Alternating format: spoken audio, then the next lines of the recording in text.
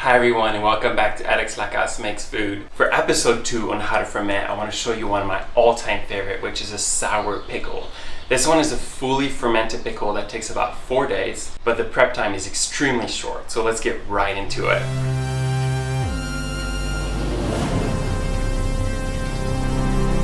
I can't do it differently!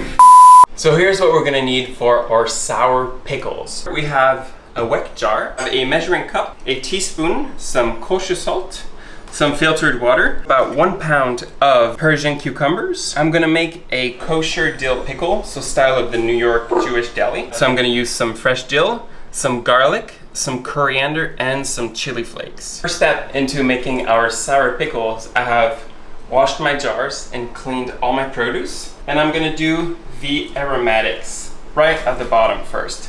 I'm gonna do half a bunch of dill. I have about 3 cloves of garlic that I'm gonna gently just smash and put them in. Once this is in, I have about a teaspoon of coriander seeds, a little pinch of chili flakes. The reason why I put it at the bottom, because I wanted to really infuse the brine as much as possible and not just float on top. I'm gonna put in all my cleaned Persian cucumbers. I have tried it with probably every cucumber possible. Kirby, English, Japanese, Armenian, but really the Persian cucumber has my favorite ratio of sort of flesh to seed. It stays the crunchiest and the skin is never too tough. So now that we have this in the jar, I'm gonna make my brine.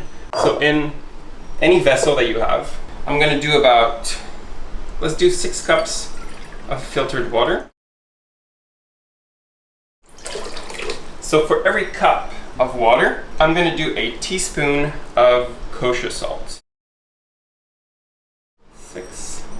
And now you're just gonna whisk it in, or mix it in, with all the salt.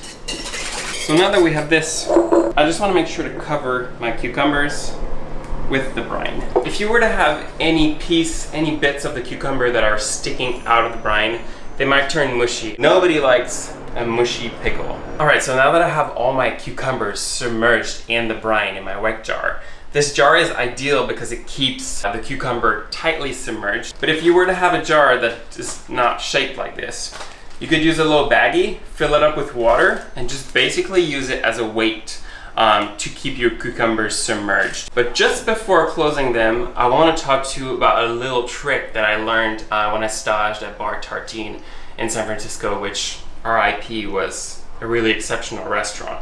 Once you have done 1 batch of pickles, you're going to be left with a lot of brine. And what happens in this brine is a lot of really cool stuff. All the lactic acid is just really living a happy life. Basically, maybe put a couple teaspoons in your new batch of sour cucumber. What that's going to do is the same thing as a sourdough starter. So these bacteria are gonna make this grow the right bacteria a little bit faster than it normally would. Of course, for your first batch, you're not gonna have that, but from now on, you can reuse it in that way. I'm gonna close my wick jar, and this jar is really ideal because it's gonna let the CO2 out as it ferments, but you just wanna be careful. There might be some leaks, a little bit of bubbling as the CO2 kind of like gets moving in there. I would start checking it at day 2. Depending on where you are. Here in LA, it goes super quick. And even more so if you have a little bit of old brine to help it start and go a little bit faster. So here's the 3 different stages of the sour pickles. Here's the first one, and you can see the brine is completely clear and the cucumber is a nice, vibrant green. For the second one right here, which is 2 days, you can see the water, the brine is definitely starting to be cloudy, and you can see the cucumber is starting to get a little darker on the outside. Now, if you look at the cucumber, you can see the inside is not super different, but the outside is a different green. And that's how you see that the lactic acid bacteria has starting to digest and process the sugars that's only around the cucumber, but not just yet on the inside. So if I take a taste of that, we're starting to taste a little bit of a funk, starting to taste the aromatics, but it's not there yet. It's not all that exciting just yet. And for the last one, here we have a completely different brine. I mean, this is super cloudy, and you can see the cucumber is probably 4 shades darker than what it used to be. And if you cut it and you look at the inside, you can see it's fully almost translucent on the inside, and it looks like a completely different product.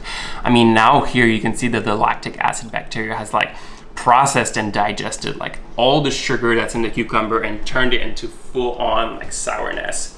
And if I taste this, now this is amazing. You can finally taste all the aromas, all the aromatics, and it's slightly fizzy. It's just super sour all the way through. Crunchy and amazing. And 4 days is really what you want to go for.